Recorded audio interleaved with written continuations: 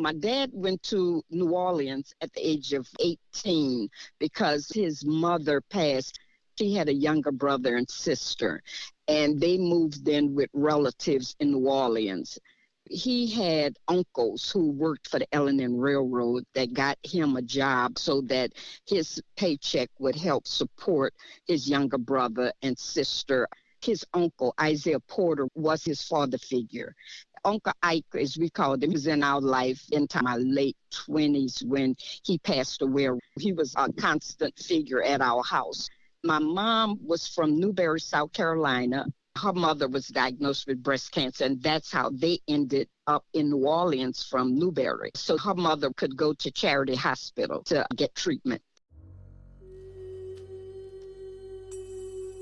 The 431 Exchange presents Exchange Place, how a small, struggling school transformed civil rights in New Orleans and the nation. Exchange Place is the story of a school whose mission was to train mostly African-American women the skills they needed to integrate the secretarial offices of the Deep South between 1965 and 72. Those offices were not just segregated. For the most part, they were completely off limits to women of color, and many were fighting to ensure the workplace would stay that way for years or decades to come. The first season of the podcast tells the inspirational biographies of the school's graduates who changed the moral skyline of their city, how they did it, and how the school's teachers and supporters struggled to overcome the massive forces arrayed against them. Episode 10, The Cole Sisters, an exchange between Pamela Cole, Adult Education Center class of 1972, and Jeff Joffre, the youngest son of the center's director, Dr. Alice Joffre. Part 1, Early Life. Your dad quit high school after his mom passed so he could take care of his younger brother and sister. His Aunt Fanny and Uncle Ike stepped in to help put a roof over his head and help him with a coveted job working for the railroad.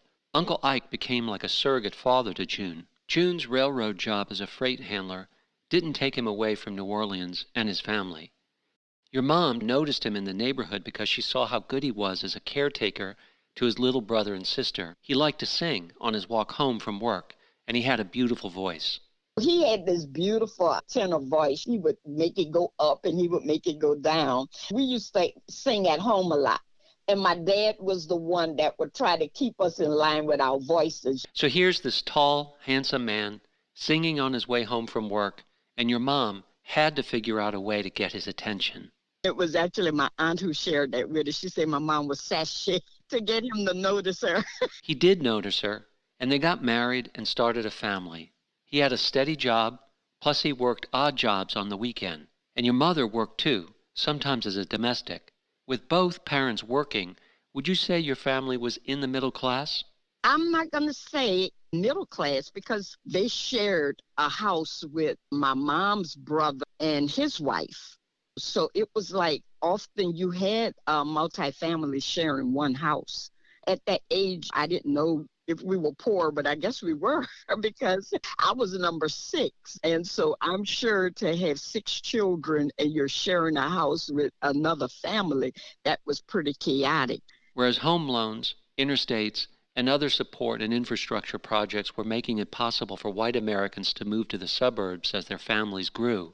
Most suburbs had strict racial ordinances that made them off limits to black families and even other minorities. So housing availabilities for black families were limited. Moving in with relatives, even if you had a big family, was a common option. Finding homes was difficult for somebody with 6 kids. Somebody else would have to rent a house for you, and then you slowly assimilate it in with that family so that the whole family could survive. You pooled resources. Your mom took care of the children of 2 of her sisters who had died, so you had a large household. She only had 2 sisters living out of 4. As with all black families, those families merged in with yours. Eventually, you moved from the neighborhoods to St. Bernard Project, one of many projects that had been built for low-income people after World War II, but places that were becoming increasingly segregated, and along with becoming segregated, were also more and more poorly maintained by the early 1960s. What schools did you attend? Yeah, I went to Edward H. Phillips for my early years, while Carol, Brenda, and Eunice went to Medard H. Nelson. Was when we were in the St. Bernard Project. I went to Phillips because it was a brand new elementary school that they built. Your brother Pete, who was a Boy Scout, an altar boy, and a talented artist, started getting into trouble while you lived in the projects. That prompted your mom and dad to try to get out of the projects. They finally found a home that was big enough for you and your sisters, brothers, and cousins. You moved from the projects to La Perouse Street in the 7th Ward, near McDonough 42. We stayed in a project roughly about 4 years. We moved on La Perouse Street when I was about 9, and I entered 3rd grade at McDonough 42. So we were living on La Perouse Street at that time, where we remained up until my sophomore year in high school. And that was the house we lived in when Carol started the Adult Education Center. It seemed like everyone had to have more than one job to make ends meet. Even with Junius's full-time job, he had more than one side gig to pay the bills. Mr. Batusi, that's who my dad would go and help out on a Saturday. Mr. Batusi realized that my dad had all these kids and would give him odd jobs to do on his day off. One of the things I do remember was Mr. Batusi gave us his Chambers stove. He knew my dad liked to cook. When he remodeled, he bought his wife a newer stove, but he had the old stove at their house delivered to us. And I loved it. It was an old-fashioned stove, but it had a grill in the center where we could make pancakes. June controlled the kitchen, not your mom. He did all of the cooking in the family. You chopped seasoning, you peeled shrimp. You was his sous chef. Then you exited the kitchen. He was known to sneak squirrels and rabbits in the house and then tell you it was chicken. So we would say, go in the kitchen, ask for a glass of water. If it's in newspaper, we know it's wow. June expressed a lot of joy in cooking. The whole time he was cooking, he would have his little bottle of L&J sweet vino. He cooked with it, he drank with it, but he would always tell us, whenever you're cooking, and I tell everybody, he said this before Justin Wilson, never cook with a wine you can't drink, and don't drink a wine you can't cook with. I would go in the room and tell my mama, daddy is pouring wine in the food, we're going to be drunk. He was creative with his cooking, but he was also a methodical meal planner. He prepared food on Sundays in a way that would leave leftovers for the week, not to mention preparing the red beans and rice for your mama to put on the stove for Monday dinner. My dad was very precise. He had to be in bed by 6:30. So by 7 o'clock, he wanted the whole house quiet because he got up around 4:30. Was it unusual to see a man doing the cooking? We had never heard of dads doing the cooking. It was always the moms. It upset my older brother until he took over those responsibilities with his own family. In another role reversal, your mother fixed everything in the house and taught the girls to do it too. She taught us how to paint, how to nail. If the iron cord would fray, she'd cut that cord off and put it on the stove and keep ironing until she could get the iron over to her brother, because her brother would change out the cord for her. But nothing stopped her. June had another language that he used with his family. My dad was a whistler. He whistled from the bus stop home. When we would see him come around that corner, he was usually toting a bag up on his shoulder from the Circle Food Store. He would come up the street and he would just be whistling and waving at the neighbors. When he got in the house, he would say, it was like a toot-toot. That was to let us know he was home. So we knew his little whistle tweet. When we made too much noise, it was a little bit longer to let you know, okay, y'all working on my last nerve. But we knew what each one of his whistles meant. The close-knit neighborhood you lived in was filled with stores you could walk to, including many stores owned by Italians and other minorities. When we lived on La Perouse Street, there was a cleaners, and his name was Mr. Prince. Mr. Prince was not only the cleaners, but he was also the cobbler. You took everything to Mr. Prince. He would shine your shoes, put on a new heel, add a tap, and then clean your suit for you. It was one-stop shopping in the neighborhood before it was even popular. When Easter came, you got that pair of new Easter shoes. You wanted that heel to last. So your mama told you, go tell Mr. Prince put a tap on his heel. So that kept your heel from wearing out so soon. Then 2 doors down from him was Lauz's. She was an Italian lady. She was a sweet shop. But Miss Ernie carried socks, stockings. She carried barrettes. She carried ribbon. That's where you bought all your hair ribbons. Back then, you had to wear ribbon in your hair every day at school, or your teacher put a paper hair bow in your hair. So you would go in there and you'd say, Miss Ernie, I need 1.5 yards of ribbon. So it was one-stop shopping on La Perouse Street. Your mom's oldest sister, Aunt Marjorie, made it possible for your oldest sister, Joanne, to leave New Orleans and go to school in Washington, D.C., where Aunt Marjorie lived with her husband. Joanne eventually graduated and focused on a career in anesthesiology. Carol, the second oldest girl, became the mainstay of the family for you, your mother, and your remaining sisters. She also was in the first graduating class of the Adult Education Center and became one of the first black secretaries at Shell Oil. Carol, like your dad, seems larger than life to me. The ideal sister, a working woman, a great mom and wife, a lifelong learner, and a deeply spiritual woman. A woman known for her great taste, charm, and poise. What an incredible role model she was for you and your sisters.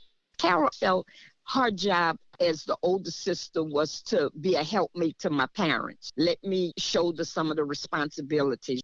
You could rely on her for anything. So whatever Carol said became the law with us. And my mom, she said, okay, Carol, you're in charge.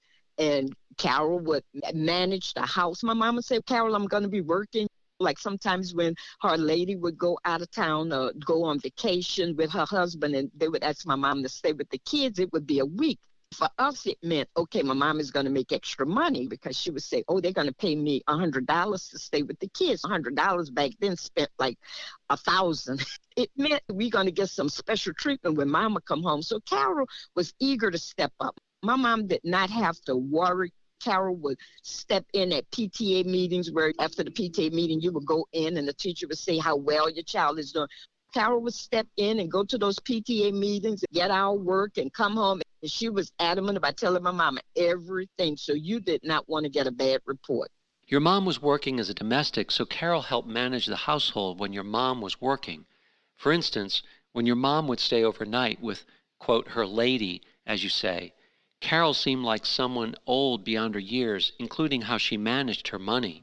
She was a saver. Carol would save every penny. After she did the obligation to my mom and took care of whatever needs she had, everything else was put in the bank. That's what I learned from Carol. Carol had a keen interest in culture.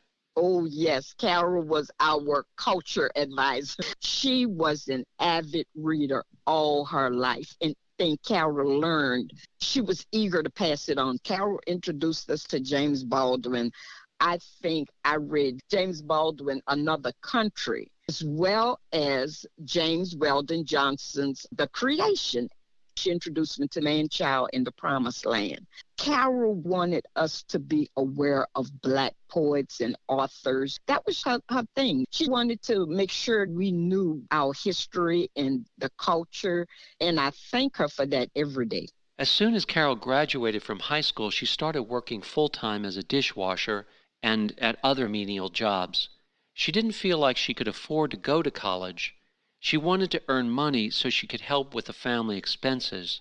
She also liked to spend some of her hard-earned discretionary cash on things that would benefit her sisters.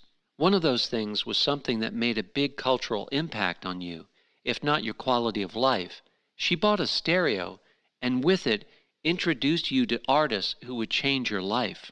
Yep, a stereo from the Beaches. It came with 4 albums. I never forget. One was Miriam Makeba. One was Roar of the Grease Paint. I think 2 other ones was maybe a Frank Sinatra or something, but it was what the Beaches would do. They would give you albums so you could have something to test your music out on until you went to the record store. But I fell in love with the Miriam Makeba. My mom and dad just knew Louis Armstrong, Pearl Bailey, but Carol actually brought home music that still is with me today. Nancy Wilson, Nina Simone, Roberta Flack, and all of the great people. You said that the cleanest place in the house was around the stereo because everyone wanted to be closest to the music when you were cleaning the house on Saturday. That's the only way you got your work done, was to put on the music early Saturday morning, and everybody wanted to fight to clean up the living room and the first bedroom because that's where the music was. Carol reminds me of the actress Diane Carroll. Whether playing a poor welfare mom with 7 kids or an aspiring nurse, she projected a positive self-image. Carol was a saver, but she also knew how to spend her money in a way that projected a positive self-image. She had that same class as a Diane Carroll. My sense of style, fashion, how you dress, all came from Carol. She would pay $65 for a pair of shoes, and I would say, $65? I would be thinking, like, that's a lot of money. She must be rich. Everybody in New Orleans was a seamstress. She would have clothes made, but she would not deny herself a good pair of shoes. That was her one thing. In 1965, with so much going for her, Carol felt adrift. She was working as a dishwasher in a Chinese restaurant by Lake Pontchartrain. She didn't feel comfortable quitting her job and going to school for several years. She wanted to start her career as soon as possible. She was in a long-term relationship with her future husband, but neither she nor Alvarez, who she had met in high school, thought it was a good idea to get married before they were further along with a stable living. Then, practically on a dime, she came home one evening after work and said she was going to quit her job to go to school at the Adult Education Center. It was Hong Kong restaurant or something like that, but she said it was out on the lakefront. I know she didn't like the late hours, coming from that area at night. She never said who told her about the school, but she heard about the school. I remember her telling my mom that she was quitting her job and that she was going to go to school and she said, I'm going to go to school and not become a secretary, but I'm going to go to school and get some typing skills. Carol's decision had a profound impact on you. To keep up at school, Carol rented a typewriter to practice at home. It was a manual typewriter. So the kitchen was the last room in the house, a typical shotgun, and the girls occupied the bedroom. My mom and dad had the first bedroom, and the girls had the bedroom next to the kitchen. My dad had to get up early in the morning, so we had to close the door off to their room.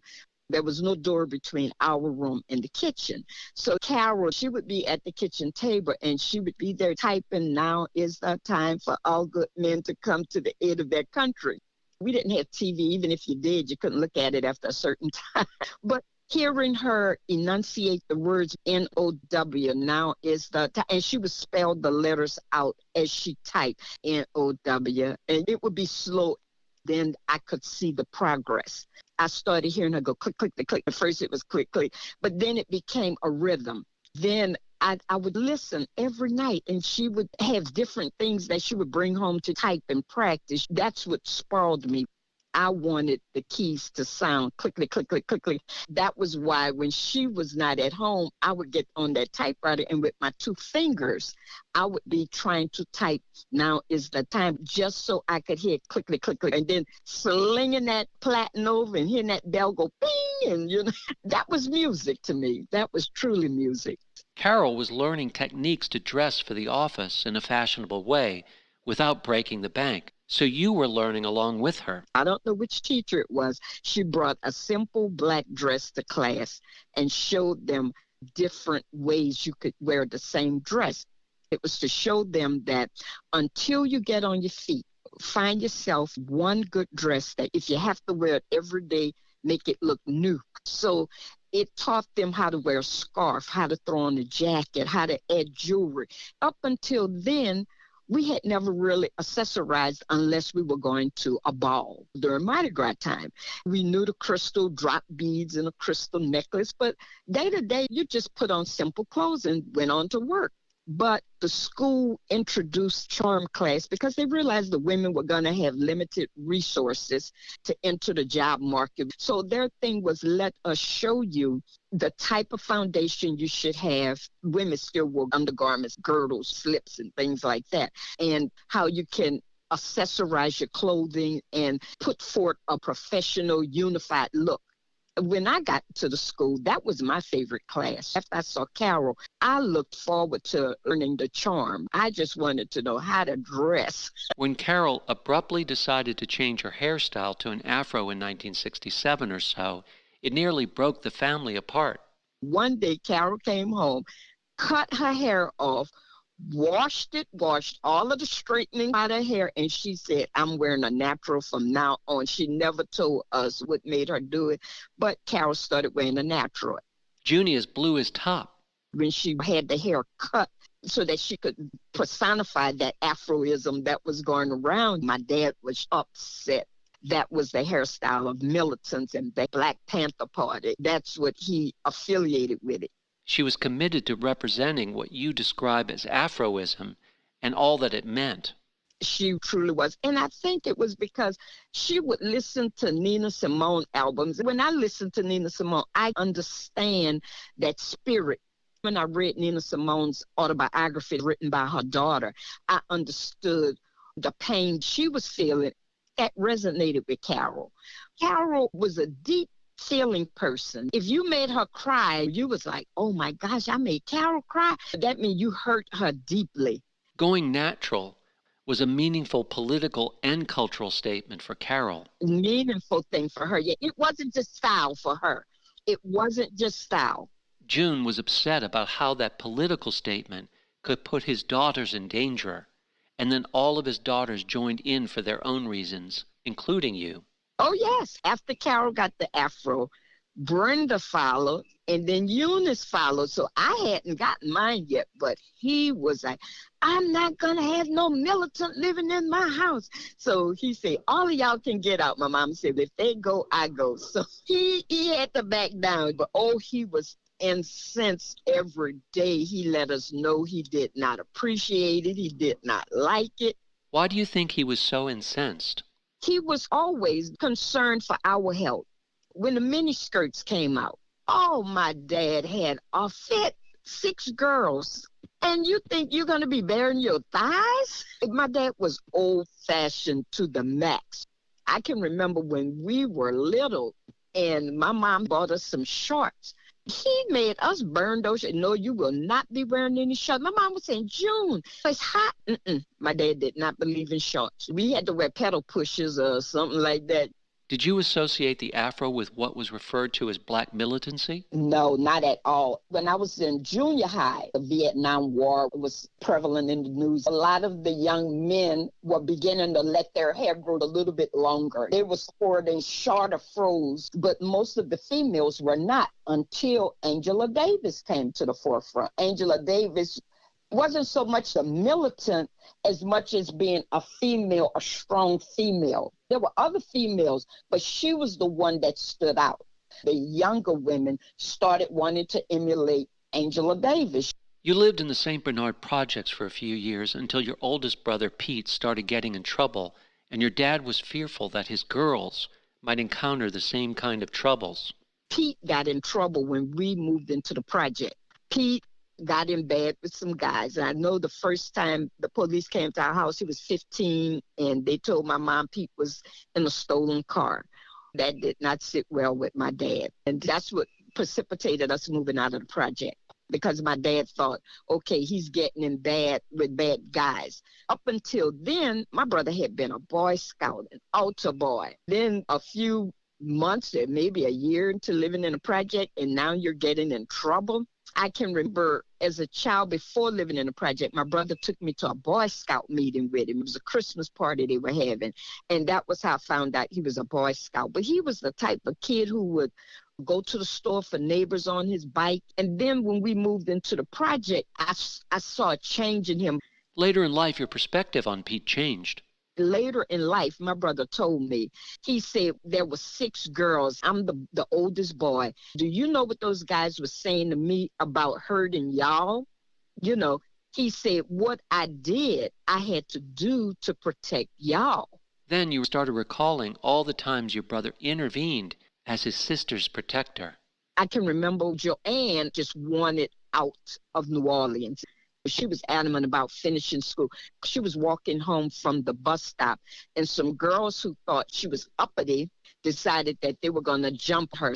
So these girls jumped on her at the bus stop, and another guy came and told my brother, he said, your sister is being double teamed up at the bus stop. And I'll never forget, he ran out of the house to go help my sister. And so for a while there, he took it upon himself. I got to walk Joanne to the bus stop, and I got to be there at the bus stop when Joanne gets off the bus. Pete was not a naturally tough guy, but he felt he had to be tough when he moved into the projects. You have a teenage moving into an area where you got to prove yourself, especially with the male child. Unfortunately, my brother had curly hair and dimples. The girls liked it, but it didn't sit well with the guys. And as a matter of fact, he had a slight scar in his cheek where he had fallen off the bike when it was raining. It ended up him getting stitches in his face. Well, he told the guys that scar in his face was because he had gotten into a fight. Pete's baby face may have saved him when he got in trouble with the police. In the book The South, Jim Crow and Its Afterlives, Adolph Reed describes how a young black teenager was tried and sentenced as an adult for the same crime Pete was accused of. According to Reed, a year into his sentence at Angola prison, the character in his book was murdered. Pete covered up his artistic talents when he lived in the projects. My brother had very good artistic talents that just came naturally. He painted a mural on the bathroom wall that was swans and cattails. On the kitchen cabinets, he drew ducks. But this was a talent he had to do so that the boys in the project didn't know he thoroughly enjoyed painting. Eunice Cole, who attended the center after Carol, was the bootleg hairdresser for the family. Carol introduced us to style, but Eunice was the bootleg hairdresser in the neighborhood. Eunice learned how to cut hair without attending one beautician school. She didn't go to cosmetology school or anything. Eunice was the one who cut my first set of bangs. She gave me my first haircut. She would cut teachers' hairs at school. She would look at a picture and somehow figure, I can do that. And she would do it. Eunice's sense of style impressed Wanda Nichols of Amico before she had even graduated from the center. Wanda had been a teacher and counselor at the Adult Education Center during its first class, and then went on to a full-time position with Amico. Amico, originally part of John D. Rockefeller Standard Oil Trust, was as recently as 1950 the largest producer of oil and gasoline in the United States. When Amico and British Petroleum combined in 1998, it was the world's largest industrial merger. Your mom brought Wanda Nichols in to talk to the students. Wanda saw Eunice and immediately said, oh, I want that girl right there. Wanda made a job offer to Eunice way before graduation, but Eunice didn't want to start before she graduated from the center. When Eunice did join the company, Wanda helped to prepare her for a higher role in the company. Eunice wanted to graduate. She joined up with them right after graduating from the adult education. So she had a bona fide job offer. She worked with Wanda Nichols, and she would tell me how Wanda would take her to lunch and show her the proper utensils to use. Wanda took her to a party to show her how to present yourself in a social setting. She was really grooming Eunice for a higher life within the company, trying to make sure when the time came for her to move up, she would be prepared. It was Eunice's image, the way she looked and the way she carried herself, that literally stood out to Wanda. I think that's what struck Wanda Nichols about Eunice, was that Eunice was the tallest one. Eunice was about 5'6" or 5'7", and she was trim and slim. She always made sure her hair was well put together, clothing, and she just carried herself elegantly. Brenda Cole was the third sister you saw graduate from the center before you had even finished high school. Before Brenda attended the center, she attended Southern University for 3 years. But she left before graduating because she thought, especially with the experience of her other two sisters, that the center was a more direct path to a good job. Brenda was a little different because she was at Southern for 3 years. So Brenda's viewpoints were a little bit more radical than ours because I think she was more influenced by what was happening on the college campuses.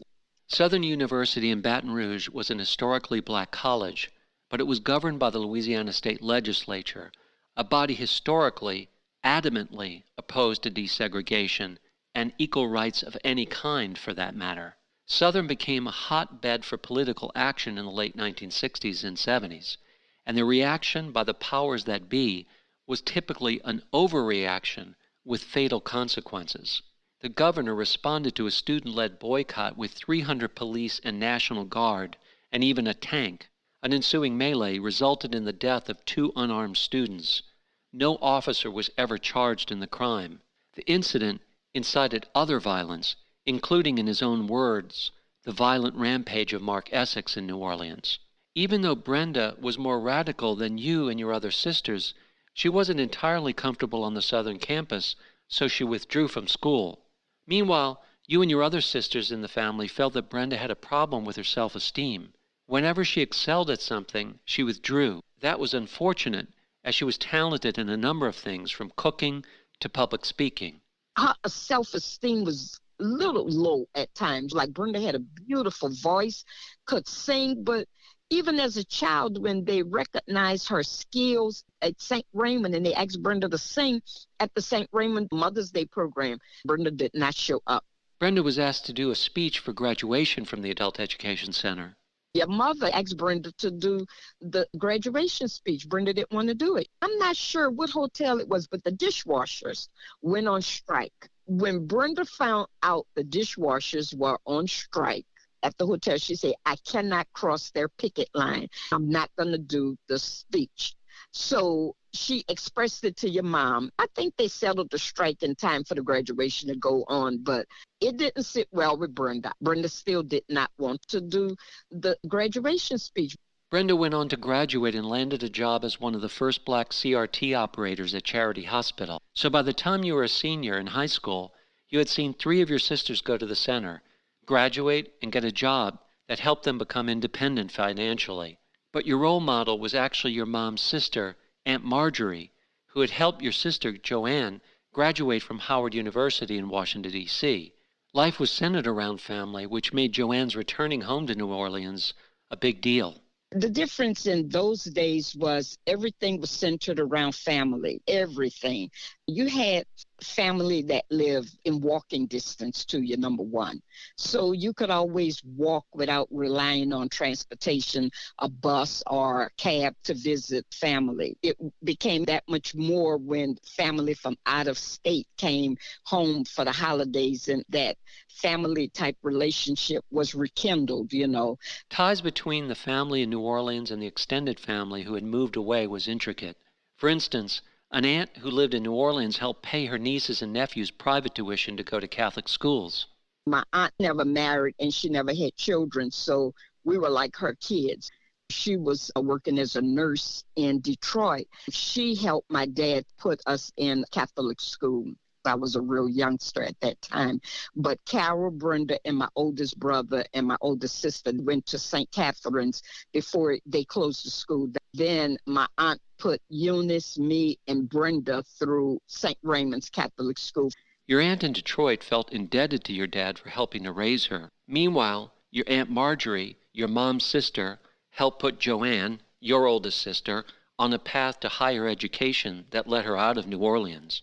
One of my mom's older sisters, my Aunt Marjorie, was the one who educated my older sister, sending her to college in Washington. It was her dream to educate my sister Joanne and then my uncle's oldest daughter. When they first came to New Orleans with their mother, who was sick, their mother brought my Aunt Marjorie, my mom, and my Uncle Tim, the 3 youngest, and the rest of the family remained in Newberry. My aunt felt it was her responsibility to take care of the younger 2.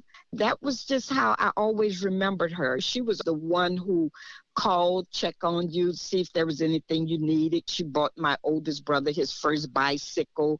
Before she moved off to D.C., she was the one who would help my mom care for us. The family managed to put enough money together to pay for Aunt Marjorie to go to a private secretarial school for black women right before or during World War II. During World War II, there was a brief window where the government was known to be hiring black women for jobs in Washington, D.C.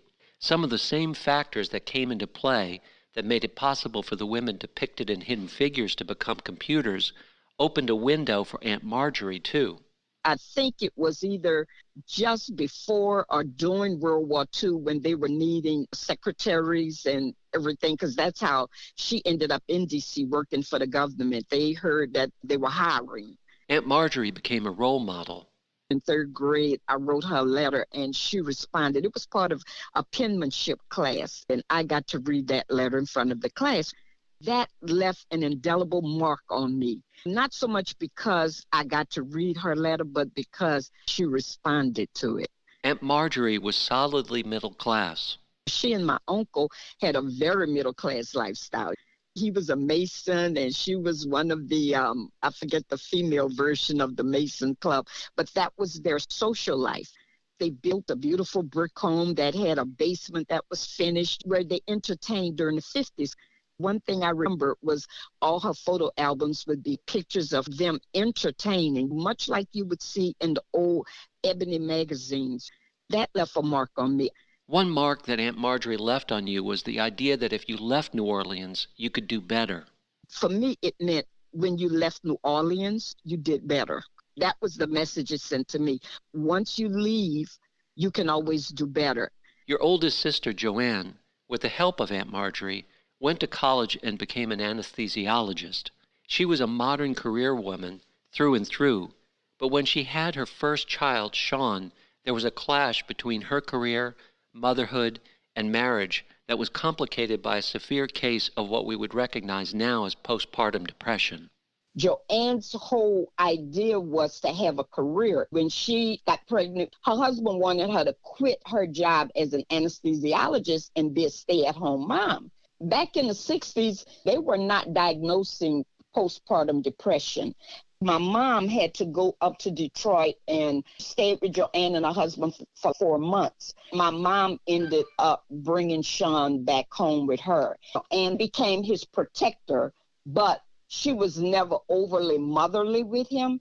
I was more of his mother from the time he came home. I took him on, helping my mom to care for him once I got out of school. He and I were very close to the point that when I dated my first husband, he actually thought that Sean was my child because Sean would cry and carry on every time he would come over to court me or whatever.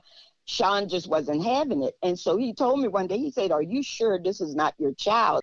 In myriad ways, the process of desegregating schools and workplace was a burden that fell on African Americans. The slow-moving plans for integrating the New Orleans schools almost derailed your high school experience just as it was coming to an end in 1970. I think up until I went into high school, most of the schools in New Orleans were still segregated. When I was in my senior year, I got a notice I was to attend John McDonough on Esplanade. I'm in my senior year and I wanted to graduate from Joseph S. Clark. So what we did was what everybody did. You gave a false address so that you could stay in the school you wanted. It was kind of an open secret how many students were trying to get out of being transferred to newly integrating schools. Sometimes administrators looked the other way. One of my teachers, his mother was our neighbor. When I saw him one morning dropping his daughters off, I asked him for a ride to school. He said, "Who are you visiting?" I said, "I'm visiting my grandmother." That's the epitome of a neighborhood school. You living next door to your teacher's mother, teachers giving rides to students. Then your principal gave you a ride to school one morning. I was walking to school down Galvez Street, and my principal blew his horn and gave me a ride. And he said, "Are you visiting your grandmother again?" So I kind of think they knew, but they didn't pressure me to go to John Mack. Your younger brother, Stacy, was the first to attend an integrated school. My younger brother, Stacy, graduated from John McDonough in 1974. He was the only one in our family to attend integrated school. Stacy thrived at John McDonough, developing his musical talents and ultimately going on to a successful musical career as a trumpeter with the likes of the great Dave Bartholomew, bandleader and co-writer of many hits for Fats Domino and others. Yes, that was where he further developed his musical talents. He played with a lot of groups in the 70s before he returned to his jazz roots around the late 80s to the early 90s. He started playing with Dave Bartholomew. Part 2, the Adult Education Center. When we went to the school, it was a type of family. We knew that everybody wanted us to succeed. That has stayed with me for so many years because I think back on when I came out of high school and I was unsure what direction I wanted. I looked at going to college, but then my heart wasn't in college because I wasn't sure of what I wanted to be or do at 17, 18 years of age. Because my sisters had gone to the school and had so much success, it seemed to me that was one option I did have. While I decided on what I wanted to be, at least I had that option. What made you finally decide to choose the Adult Education Center over other options? To go into a school and feel welcomed, especially when I met women who were like me, but also some of them were mothers and I wasn't. But they were mothers, and yet we all were able to find a common ground. We all knew we would help one another to get where we needed to be. And again, that family type thing, even with people that you were meeting for the first time. In New Orleans, the neighborhood one grew up in said a lot about who they were. The neighborhood was a part of who you were. At the center, you met people from all over New Orleans. Normally, I just knew people in my area of town, but at the school, I met people who were from uptown and from areas that I had never visited. But once we attended the school, we all just we are the next class to graduate from the Adult Education Center. And we all wanted one another to be successful. One of the concerns of the faculty was to have a healthy balance between competitiveness and camaraderie. For instance, the school was constantly having contests from typing to speech making, and of course the Model Secretary Awards. The faculty wanted the students to set high standards for themselves. Did you feel a sense of competitiveness? There were challenging times, but I can't remember a time when anybody was really angry about anything, because there was always somebody who would talk to you. What are you going through, or what can I help you with? The whole goal was for us to be successful, to graduate and perhaps move on into the working world where we could utilize the skills that we had acquired. Typing was a challenge, but later became a strength. You'd taken typing in high school, but didn't get much instruction there. You'd played around on the typewriter that Carol rented, and you tried to make it sing. But it wasn't until you worked with a patient teacher and in a supportive environment that you acquired the kind of skills that would be valuable for the rest of your career. The typing teacher recognized I needed help. Her idea was to give me simple words so my fingers would learn to type those words and still remain on that home rule. It started out with me just typing SS so that I would know where that S key was. Then the next day it would be A. And then she would say, okay, type SAD. And so it was that repetitive typing that helped reinforce that one day I am going to be a typist. It was like you were learning how to type and unlearning the things you had taught yourself. The teacher would give the rest of the class an assignment so she could focus one-on-one with you. Did you feel like you were being left behind? My greatest victory was when I was able to take my first typing test with the rest of the class, and I did 32 words a minute. The whole class cheered me on because they knew I was kind of like a separate student over there in the corner learning my keyboard. I don't know why that was a challenge for me, but once I got the hang of it, it was on after that. Eunice was one of the former graduates who came back to speak during your school session. What did she talk about? What's to be expected when you enter into the corporate world. The teachers could prepare us as best they could, but once you had a former student come back, an alumni to come back and talk to you and say, hey, it's not going to be all like it is in the classroom, and give you a little bit insight, that really helped you. It helped you to gain perspective of exactly what was expected of you when you entered into the corporate world. You brought your love of the South African artist Miriam Makeba to school, but you didn't realize how provocative her lyrics were to a white person living in the United States. We were having a discussion, and I was telling them I had discovered this song. I said, this song is on this album we had at home. And so that's how I was singing it to them.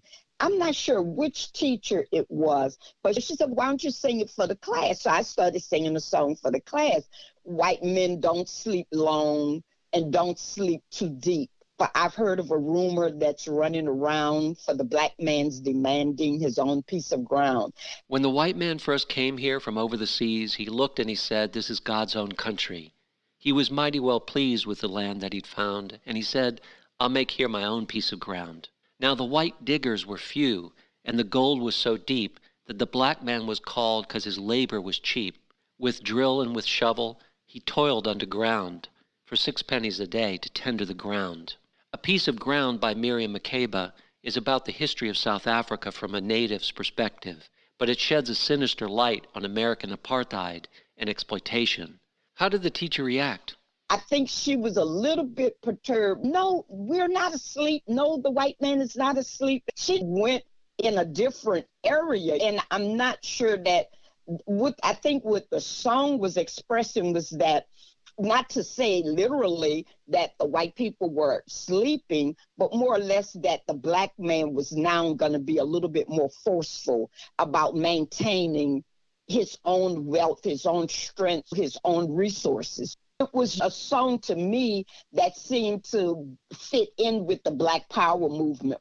The Black Power movement, critical race theory, Black Lives Matter, it's hard for people, including myself, including some people of color, who've lived in this world, who've lived in the shadows of statues that celebrate a white supremacist narrative all their lives, to understand where a song like A Piece of Ground comes from and why it rings true. In the world we've grown up in, it's hard not to absorb the overpowering narrative that Western civilization is a force of good no matter what kind of death and destruction it leaves in its wake, that it's good for you even if it kills you, that the means justify the end because it leads to some kind of salvation or progress. On the contrary, the song you were singing in class humanizes the struggle of people who've been dehumanized by a white patriarchal hegemony that would collapse under its own weight if it were to recognize the humanity of its victims. Each stanza of the song is simply a statement of fact. It's not a revelation. It's not a provocation. In the same way, it shouldn't be a provocation to say that black life and black history matter, nor should it be a provocation to inquire why our society and its laws often produce unequal outcomes for people of color and minorities regardless of a person's intelligence or talents or dedication to success. Western civilization simply can't afford to give ground, or at least that's how it feels sometimes.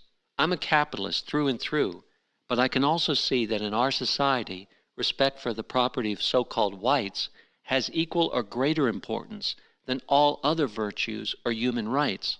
A lot of blacks in New Orleans were suddenly coming into the realization that I'm proud of my heritage, I'm proud my hair is nappy, and I'm not going to press it, and I'm not going to do a lot of things that goes against the grain because I'm now finding this new strength in who I actually am. And at that time, we identified closely with coming from Africa. And to me, the song just resonated with the times that was going on in New Orleans, especially among young people. Young people were looking for change. They were looking for change regarding Jim Crow and all of the segregation that was going on.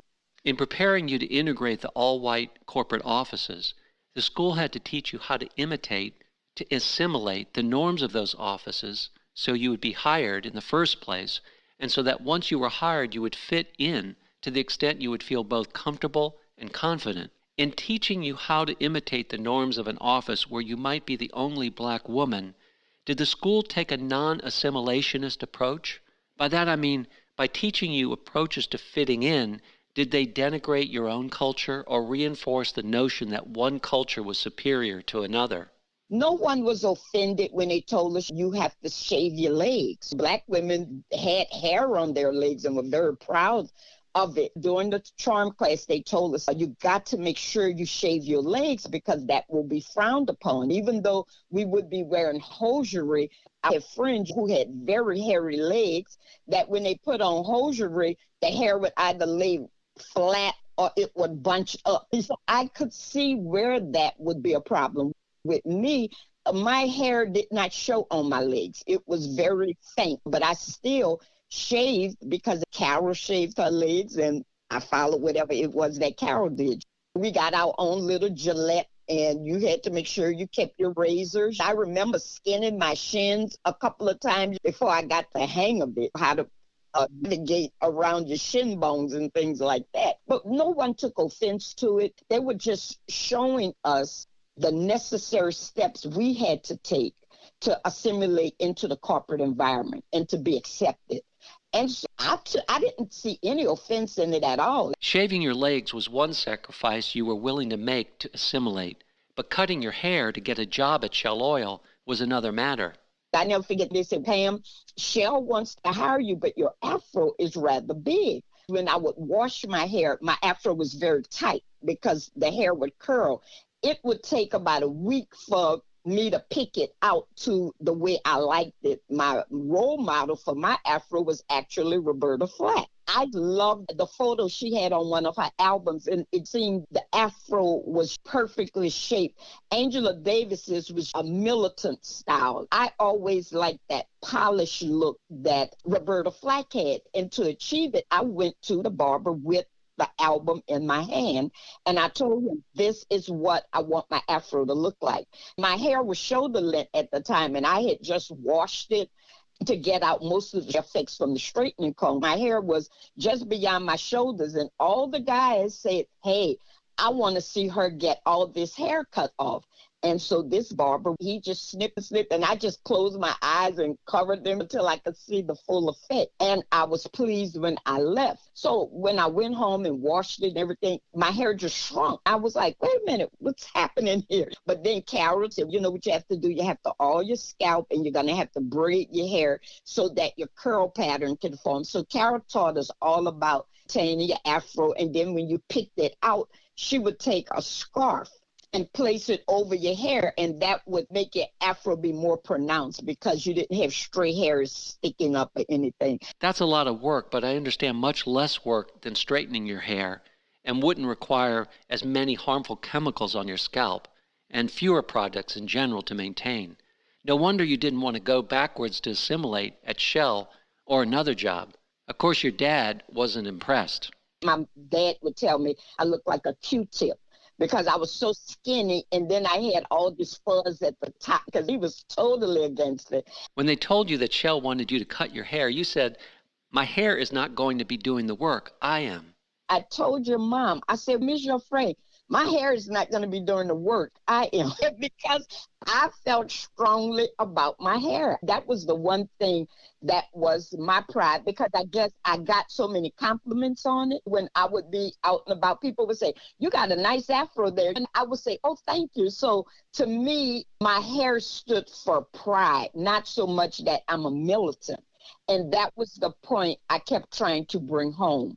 You weren't a militant, but neither did you want a hairstyle that you felt could impact your health and your quality of life. I am not a militant. I want a better life, but I don't want to straighten my hair anymore. I just want to have my afro as a source of this is who I am. And believe it or not, they hired me. That concludes episode 10 of Exchange Place, the Cole sisters. Please join us for episode 11, coming up next. This has been a presentation of the 431 Exchange. We're a nonprofit organization dedicated to adults seeking to transform their lives through continuing education. We invite you to learn more about us by going to our website at www.431exchange.org. To hear more inspiring stories, please sign up for our newsletter. Thanks. Copyright 431 Exchange LLC, 2022.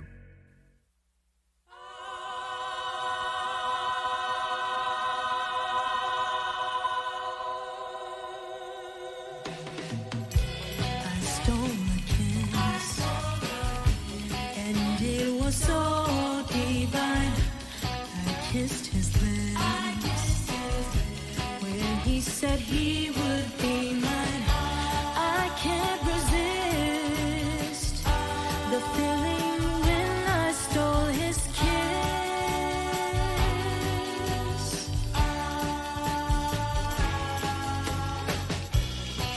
took my hand and asked to hold it forever.